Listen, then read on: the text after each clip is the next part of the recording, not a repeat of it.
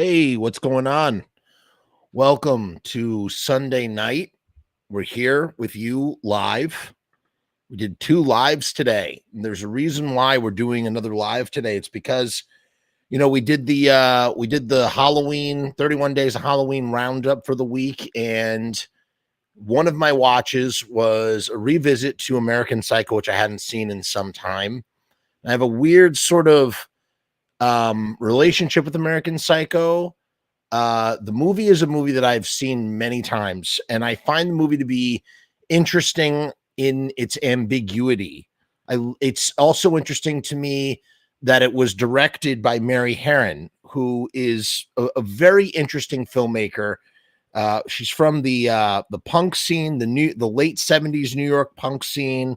She also made that film I Shot Andy Warhol. So I found it was very interesting that someone like Mary Harron would take on such troublesome, challenging, material like Bret Easton Ellis's book, which is just it's a nasty book. It really is. It's not an enjoyable book at all. It's one of those infamous books, that you're just like, oh, I heard about that. I got to check it out. And, as I said in my review, I've watched American Psycho and through many different prisms over the years. The performances are fantastic. Mary Harron's direction is brilliant. She's a brilliant, brilliant director. And, Christian Bale as Patrick Bateman he's magnetizing the watch and the whatchamacallit, the voiceover. It's a really great example. Generally they say that voiceovers are lazy, shitty storytelling, but Mary Harron makes brilliant use of voiceover in American Psycho. You really get inside Patrick's head. I have to say sort of, because the reality is that, as I said, the movie leaves us in a sort of ambiguous place. We don't really know what's real or what's imagined, or at least the movie doesn't want to definitively tell us, because we see that as the movie progresses, Patrick starts to unravel. He goes from being this impenetrable, toxic alpha, whatever, elite, white, rich Wall Street guy to, a shriveling, confused, scared, angry, sad, pathetic, wretch. He's a wretch, for lack of a better word, right? The guy is a friggin' wretch, groveling to his lawyer because now he's pushed the envelope too far, and it's time he's gonna have to pay the piper sooner than later as a result. So the fact that Mary finds a way to ride this edge, we don't really know what's real and what's not. And when I watched it this time around, there were a few details that I had noticed that I had never noticed before. And for me, I was kind of going, well, I think it's imagined. I think it's real up to a certain point. When it pushes the envelope, that's when it crosses over into the fantasy life of Patrick Bateman, who's kind of, he's a complex sort of character, it kind of makes you wonder, for instance, the way that some people he spares while other people he targets. It's just very interesting. It's a very interesting sort of insight into his insecurities as a character too. He's kind of a complex character. I guess that's sort of, those things have brought, as well as I said, the direction and the scenes, the performances, the business card scene is a masterclass in building tension in a scene. It's something I could watch over and over again. So I was like, that's an easy watch. I'm going to throw on American Psycho.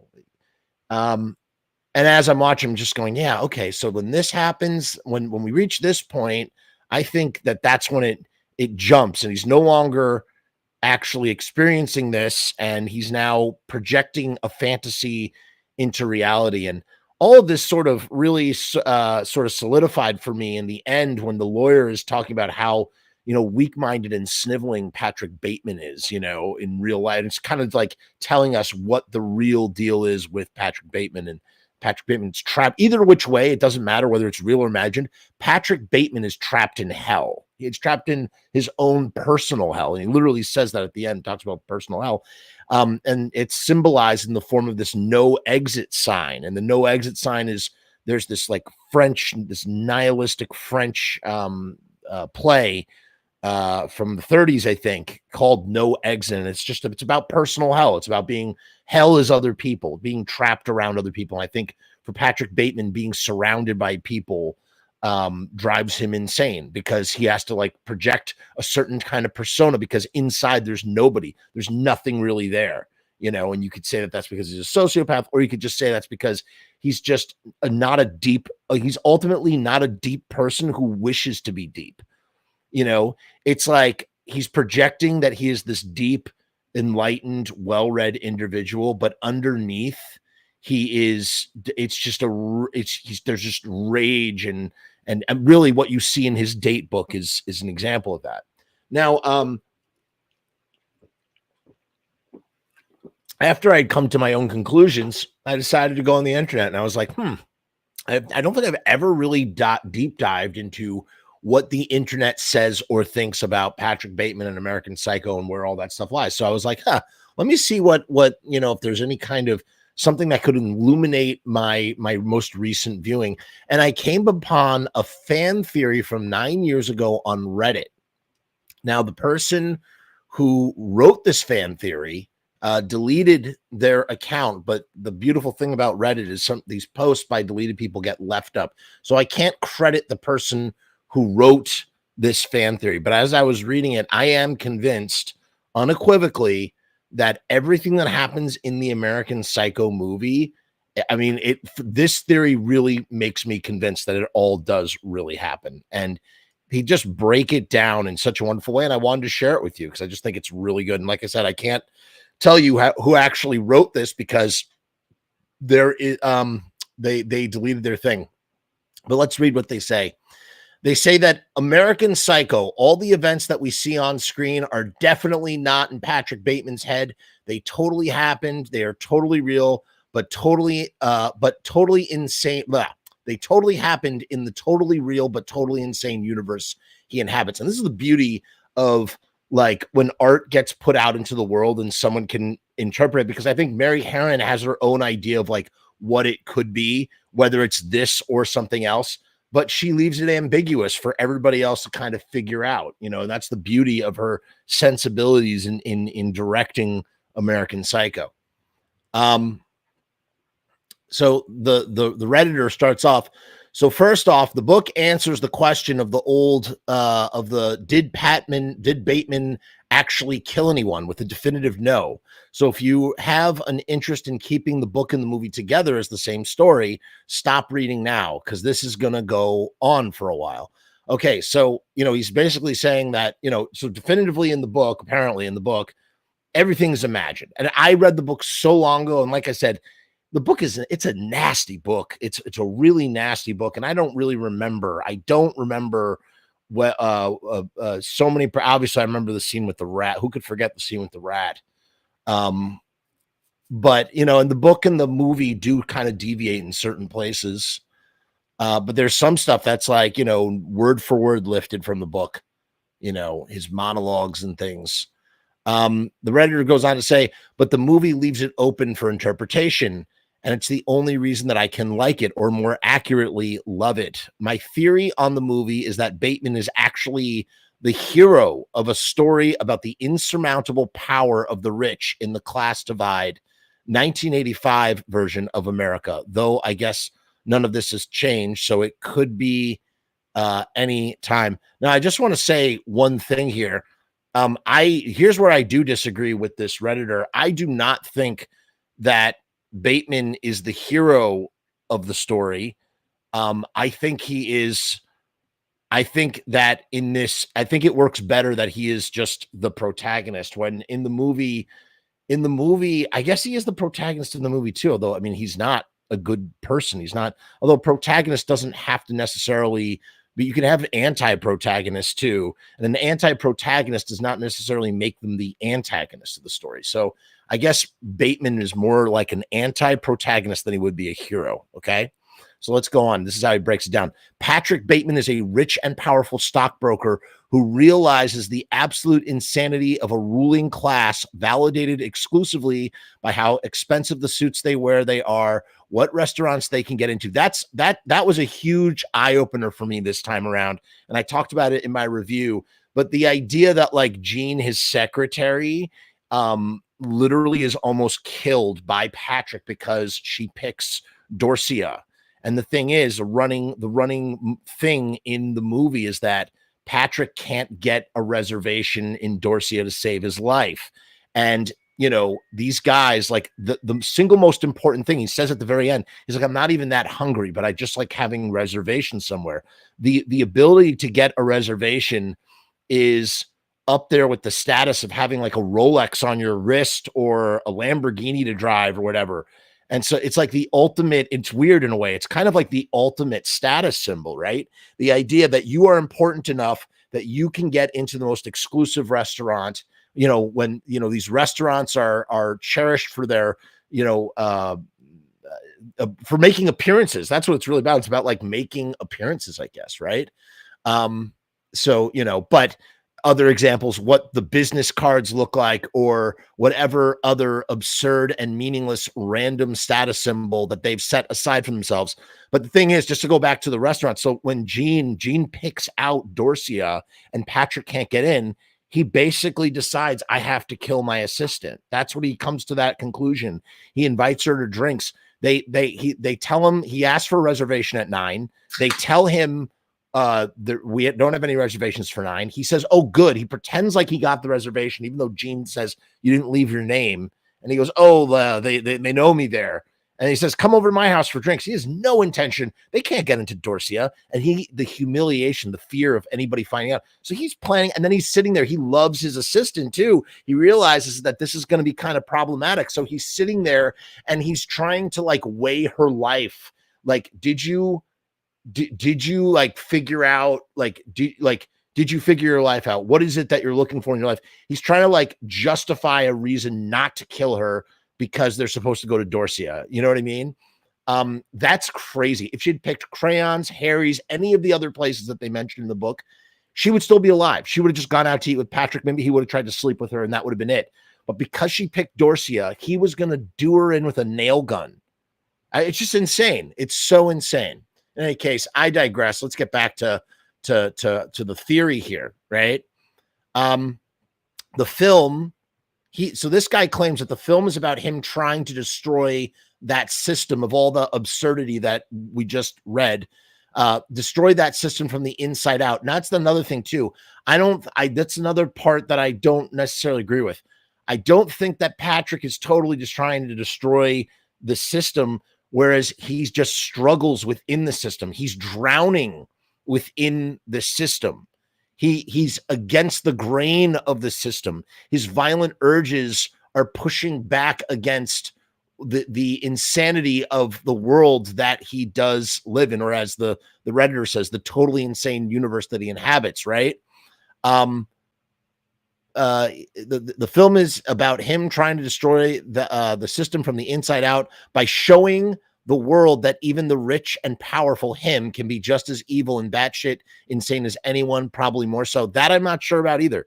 And he fails because the institutional power he is trying to combat is simply too strong and can literally ignore anything to keep the status quo. Now that's the piece that I think is really, really like profound in the theory. It's the idea that Patrick is so rich and so powerful that he can act with such reckless abandon in his crimes because of his privilege. He finds himself to be Teflon. So no matter how much he wants to destroy, whether it's destroy the system or whatever, he can't even do it because he's so white and rich and powerful and privileged that he can't even get arrested for murdering a bunch of call girls in Paul Allen's apartment. You know what I'm saying? And that's basically what the theory is. And I think it's brilliant. So what we're seeing is real. Everything is real. The only thing that doesn't work, the only thing that that, and maybe you could just chalk this up to, well, he's also super insane, is that the ATM says, feed me a cat, right? Feed me a cat. That's where this theory kind of also frays at the edges a little bit, but that's okay. That's okay. I still think it holds enough weight. You know what this theory kind of reminds me of? It kind of reminds me of a much smaller, I wouldn't call this a theory, but in the movie that Patrick loves, in Texas Chainsaw Massacre, when Marilyn Chambers runs into the gas station and she's with the cook, and the cook peeks outside and he says to her, "There's nobody out here. What are you talking about?" And the reality is that the cook is in on it with Leatherface, right? So when he looks out the door, what we can't see, but what I imagine as the viewer, and that's what I'm getting at with American Psycho. It's like you can put you the viewer can write this on top of the story. What I wrote on top of the story of Texas Chainsaw Massacre is that when the cook puts his head out the window, Leatherface is right there going.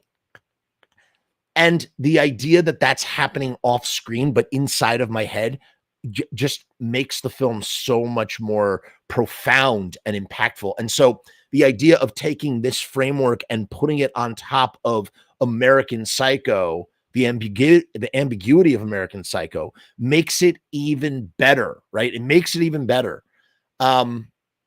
So basically the idea here, the institutional power that I wouldn't say combat is not the right word here. I'd say that Patrick is pushing against.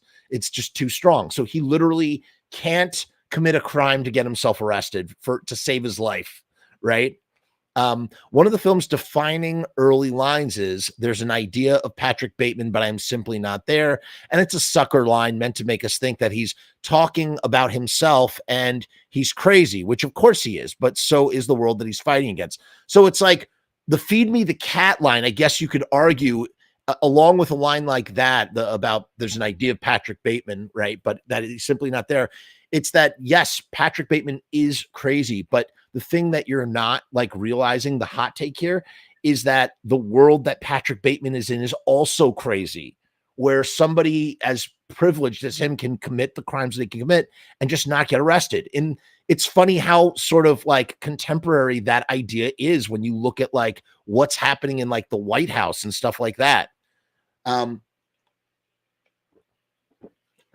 Oh man, I haven't seen Crazy White Boy in a long time. Thanks for the skulls, Matt Johnson. Ravner remembers the rat too. Crazy White Boy says, "Only business cards that are the color pale nimbus are real. Obviously, anything that's bone, totally false, totally fake." He says, so let's ruminate on this for a second. "There's an idea of Patrick Bateman, but I'm simply not there." Meaning that in the void of his inner person, that he is simply hollow, he fills with violence, and that everything that he does, everything is about status and appearance and, ego. And he is, an egomaniac with an inferiority complex, which is something that extends outside of sociopaths for sure. But here's the interesting thing. I don't know how sociopathic Patrick Bateman really is, because he does feel. Under the right circumstances, he does feel things. It's just he feels no remorse when he's killing, but like at the end when he's cracking up and losing it, is that symptomatic of being a sociopath? Like I feel like a sociopath wouldn't have that kind of problem or experience. Could be wrong. I don't know. But the idea that there's the idea of Patrick Bateman, he's like, that is what all of his routines, his healthcare routines, and having the right business card and the right suit and the right haircut, and the insecurity over Paul Allen having a better apartment than he has, and just all that sort of stuff, that's the idea that Patrick has crafted for himself. But inside there's nothing. He's hollow. He's empty. There's nothing under the surface. And he says that again at the end. He's like, "I can't have a catharsis because there's nothing here." Let me continue on. But he's talking about everyone that he works with, everyone in his social sphere. And then it's not. She said so. He's saying when he's talking about the idea of Patrick Bateman, but simply not being there, it's not just that he's talking about himself, he's also talking about everyone that he works with, everyone in his social sphere to an extent. Identity confusion is one of the central themes of the movie, of course, because everybody is calling everybody else different names. Patrick Bateman gets called a bunch of different names. It's like Patrick Bateman isn't even sure if he's Patrick Bateman at certain points in times. Paul Allen confuses Bateman with someone else. His lawyer confuses him with someone else at the end. Nobody really knows who anybody is, and it ultimately doesn't matter. They're all cogs in the system. They're all rich Wall Street people. So it really doesn't matter who they are. We'll come back to this later. It's very, very profound, interesting theory. And mind you, it's like not something that like is not, it's something that's always been there in the movie, that I've seen that in the past. I've seen that before, but just never really so succinctly put in the words the way that it's put right now. Throughout the film, Patrick Bateman says a lot of crazy ass shit about killing people directly to their faces. The rich people, the people on a social level, they all either ignore it or deliberately misunderstand it. But the poor people all react appropriately to some guy saying, hey, I will straight up kill you. We can see this when we compare the Asian dry cleaner's reaction to his threats, a reaction of utter shock, even through an obvious language barrier, compared to so, and that's interesting. When you look at that scene again, look at it as if the dry cleaner saying, I'm not going to clean blood out of your sheets. You know what I mean? So from that to the model in the club's reaction in the murders and execution scene, where she hears it as mergers and acquisitions. His secretary, Jean, is also a prime example of this. Although she eventually kind of figures out, she uncovers the truth underneath it all. Every one of the rich people that he talks to takes all of his obvious lies as facts. Lewis's strung out fiance accepts completely that they are in Dorsia when they obviously aren't. Jean questions him. You didn't give a name. At this point in time, he still doesn't understand that no matter what he does, the world he exists in is so powerful that it will not punish him. So he spares her, afraid of getting caught. But that's not why. That's not why he spares her. I think he spares her. Yes, he spares her because he's afraid of getting caught. But ultimately, he is struggling to remain in control, and he's giving way to there's an obsession and compulsion that he has to end Jean so that she doesn't find out the truth that he is not really there, that he is just that there's an idea of Patrick Bateman. Because here's the thing. If she were to find out that they didn't have reservations at Dorsia and that he didn't have that kind of power, then maybe she would see through him. She would see that he's transparent, that he is not really there, and that he has to hide that fact, right?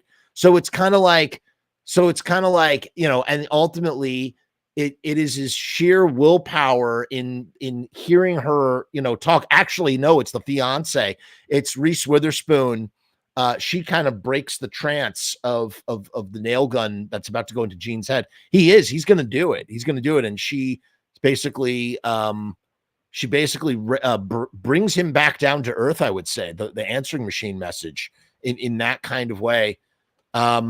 Alpha Channel asks, did I read the book? I did read the book. I was saying at the beginning of this, I did read the book. The book it's a nasty book. And, I don't remember a lot of it. I found it, again, what really sort of pulls you into the book is his very strong, what's it called? First person narrative. Like he's talking to you, the reader, and he pulls you in. Alpha says he loves not being there in the book. See, I don't remember that. I just don't remember that. I was saying before, the thing I remember the most is the rat. The rat is the thing. And he, I feel like cannibalism is a lot more highlighted in the book, or I don't know. There's like a brief allusion. He mentions it briefly at the end in the movie, but in the book, there's a little bit more emphasis on him eating people, or wanting to eat people at least. I read the book like in 2007, so it's been some years since I read it.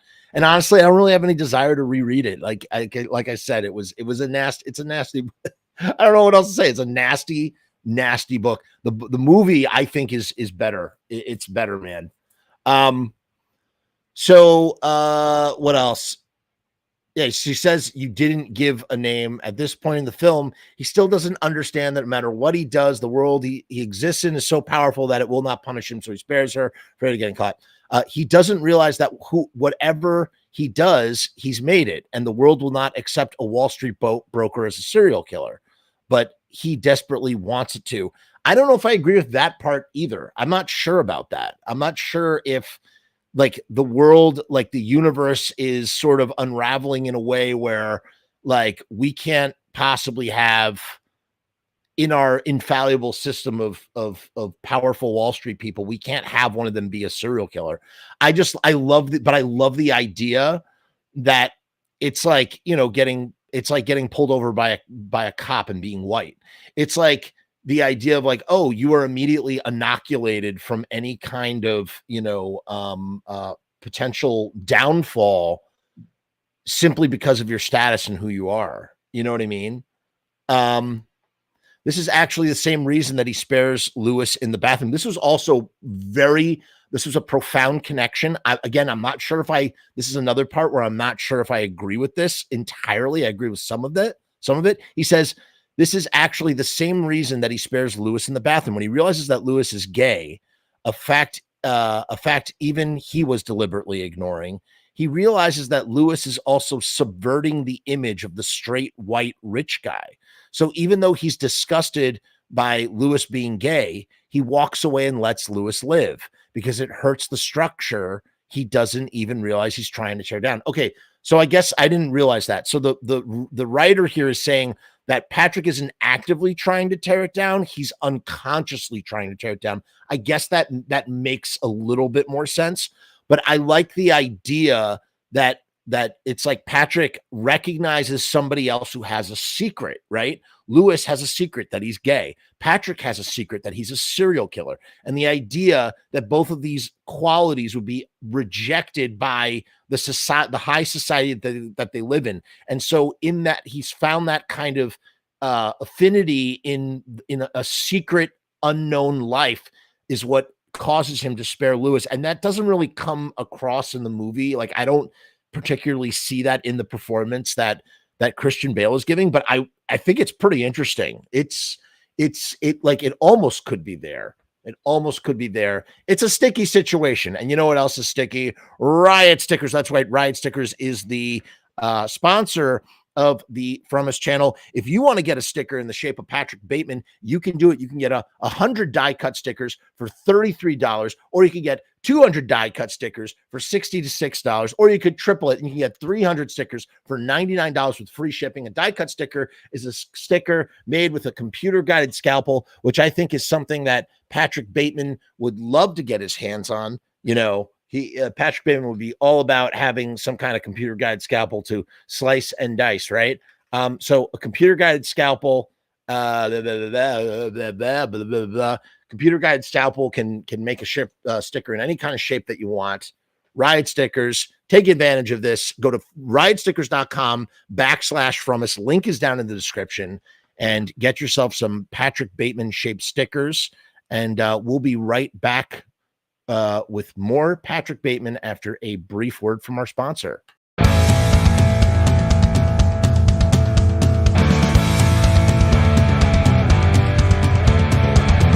We make stickers, banners, and buttons too, posters and promo cards. There's nothing we can't print for you. From stage backdrops to bass drum heads, we can print on shirts, we can print on hats, we can print on pants. Cheap prices and high quality, quick turnaround times and free shipping. We also offer free artwork support, great customer service, and so much more.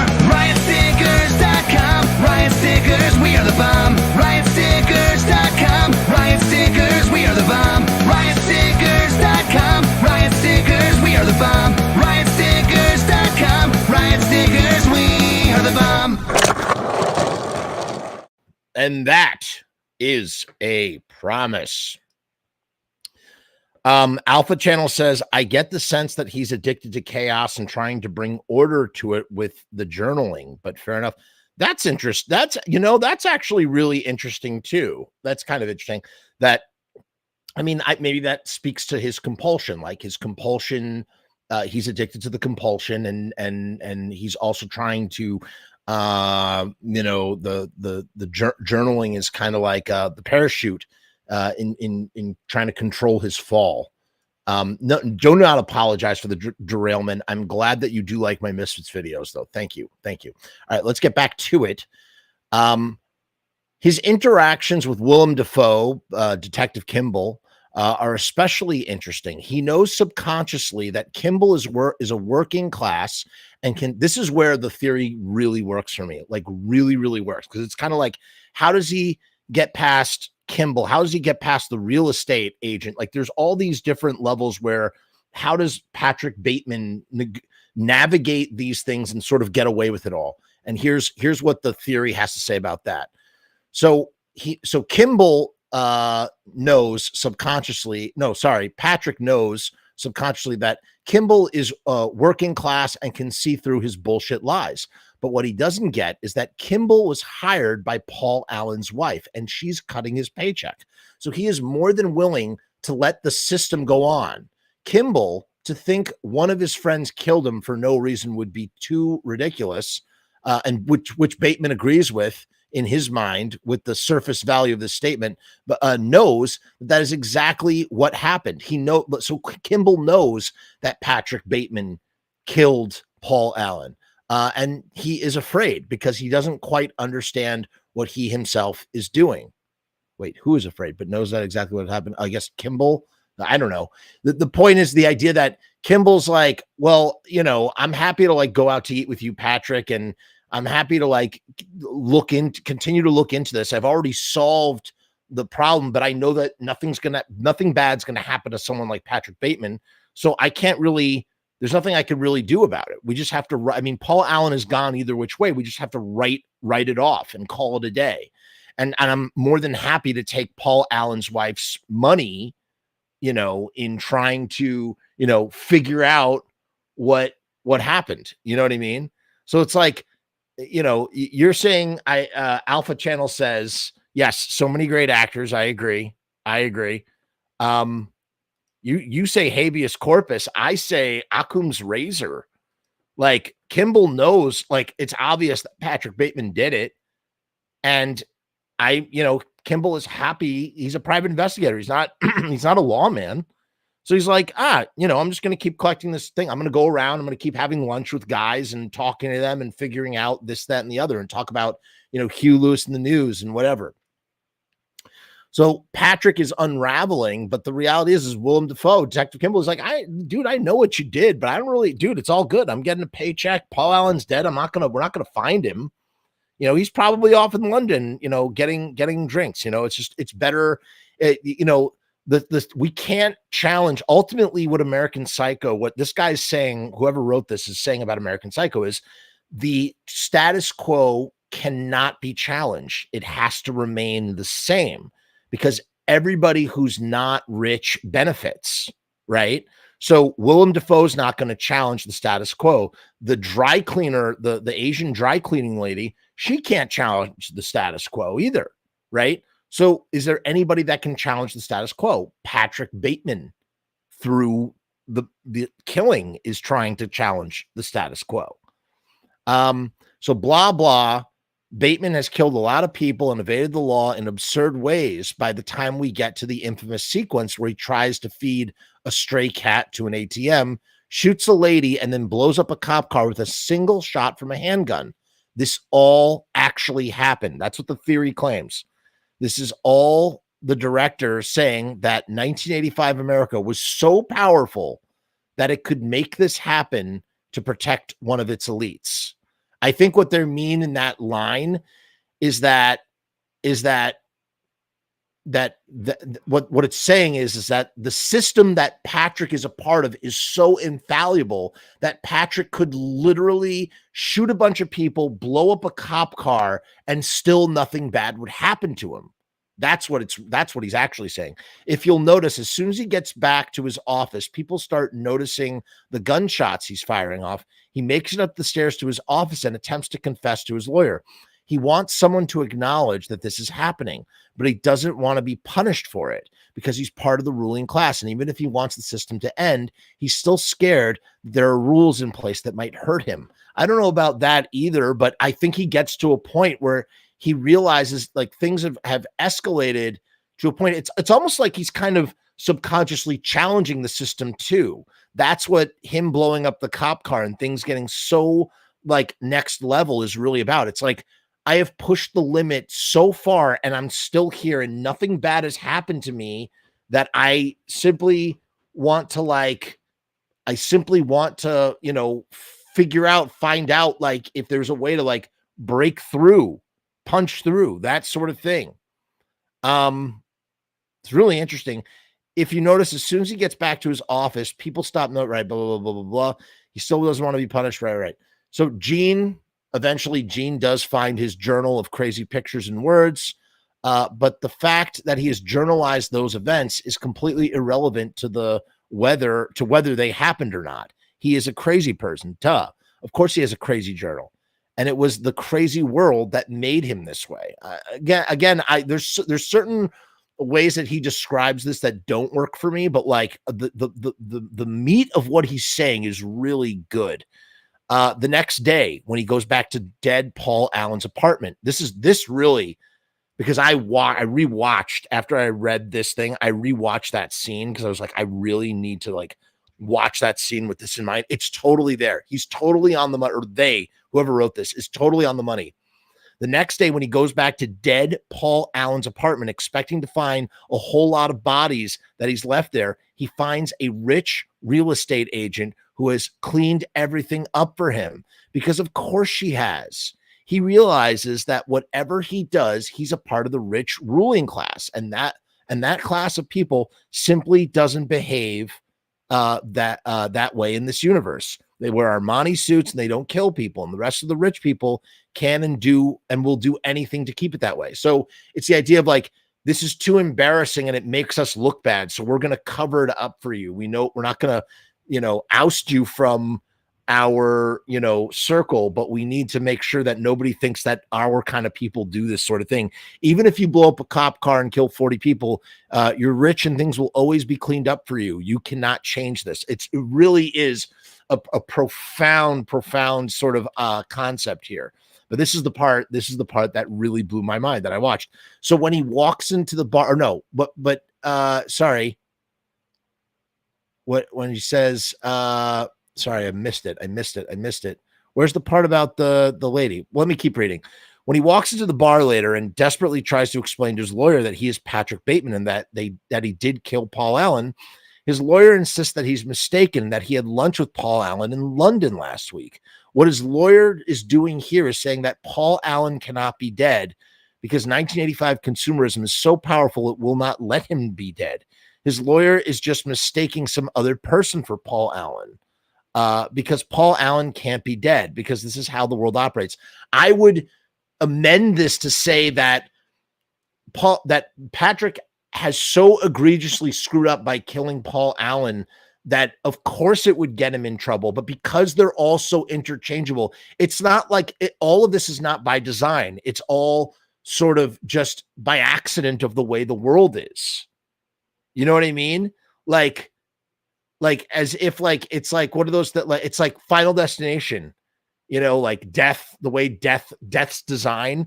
It's like the world is designed that you're so rich and powerful that if you kill somebody, we'll just you killed somebody who is so interchangeable with other people that like we won't even notice that you've killed them because we mistake them for someone else or whatever. Like it's just, it really is a brilliant idea. We would replace him with someone else, and it doesn't matter who. No matter how many people Patrick Bateman kills, the world will not acknowledge that a rich Wall Street guy is a serial killer. The end monologue in Bateman's head: I do not want a better world for anyone. And he says, in fact, he wants to inflict pain on everyone. This confession has meant nothing, is Bateman's submission to the world, where no matter what he does, no matter how much crazy he tries to throw against it, to show how crazy it is, it will never change. Somebody here says that that it's not, that they're not sure that it's accurate, that the book gives a definitive no as to whether it's imagined. And someone else follows up by saying it's pretty clear that this entire post is based off of a gross misinterpretation of the book. I don't really think it's a, they respond, is it really, even if he misinterpreted the book, almost entirely off the post deals with the events of the movie, which, oh no, it's not someone else who deleted their thing, which definitely leaves the question of whether Bateman actually killed anybody open to interpretation. But where's the thing about the real estate? Someone said something about the real estate lady that I thought was so good. I think you have it completely backwards. Actually, the book is the one that paints an insane world in which Patrick Bateman is also a serial killer, able to go over blah, blah, blah, blah. No, movie is actually a bit more right. No, that's not it. There's it really is. It's a great theory, but there's something about the real estate agent. Let me see. I like this. Next time I watch American Psycho, I'm pretending that this theory is the case. So that's what I was talking about, the projection, right? The projection. Someone else said, personally, I'm pretty convinced it's all in his head. He's definitely a monster who wants to kill a bunch of people, but he's not yet, at least. My impression is that the movie is trying to draw a connection between someone like Bateman and Ronald Reagan. This connection starts to be on display when Bateman gives a speech to his friends at dinner. That's interesting. It does sound like something that a politician would say. No, but it also sounds like someone who's so hollow inside, but like, these are all the issues I need to be concerned about. So I'm going to like project them outward and like make you think that that is like, you know, that is what I'm concerned with. What did someone said something about the real estate? Where's the real, let me see. Real estate. Here we go. Next thing, go back to the real estate agent. Here's the thing about the real estate. I love this. My opinion on the real estate agent is that she's in the same book as Bateman, but on a different page. She knew about the bodies and was able to get rid of them, have the place fixed up, because she is also part of that rich elite. She's not at Bateman's level of rich, but a real estate agent in New York City's upscale neighborhoods would probably make respectable bank, right? So when they run into each other, she's trying to tell him without saying it out loud, go away. I got it under control. Don't stick around and mess this up for me. The difference between them is that she embraced the crazy. That really, and then if you go and watch that scene, and that totally friggin' works, man. That totally friggin' works. Yes, I mentioned that as well. The most important line is, this is not an exit, which is, again, going back to that. There's a French play called No Exit, and the idea that hell is other people and they're trapped with each other for all eternity. So that Bret Easton Ellis is referencing that French play, No Exit. They did make a sequel called American Psycho 2 with Mila Kunis, who I was talking about that earlier as well, and it's terrible, and it's not even worth mentioning here. So that's the theory. That's the theory. What do you think? Do you think that Patrick Bateman is making it up? Is it all imagined, or is it all real? And the world is just so wacky that someone like Patrick Bateman can just get away with murder over and over again, and nothing bad happens to him, to the point where he's frustrated.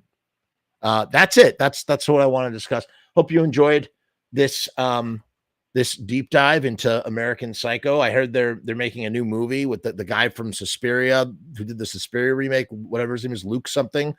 I don't know how I feel about that. Again, I think that, you know, I don't know. I kind of wish they did like an FX show. That would have been interesting. Thank you, Alpha Channel, for your contributions. Yeah, I think it's Jean-Luc Godard. No, I don't. No, we should look it up now. Hold on, let's look it up. No exit. Play. No, it's John Paul Sartre, and it's from 1944, and it's an existentialist French play. And it's funny, it's actually something I was trying to develop in some sort of way, because I feel like it would make for a really good. It's literally, you could literally make a feature, 2 people in a room, which is what every, you know, micro budget feature, everybody wants to make a micro budget feature in that kind of way. but the play begins with three characters who find themselves waiting in a mysterious room. It is a depiction of the afterlife in which three deceased characters are punished by being locked in a room together for eternity. So it's also the source of a famous phrase, l'enfer c'est, I can't say it, the French, but hell is other people. So that's interesting. That's interesting too. Okay, enough for me. Have a good Sunday night. We'll be back with more shows very soon. Peace, hair grease. We'll see you next time.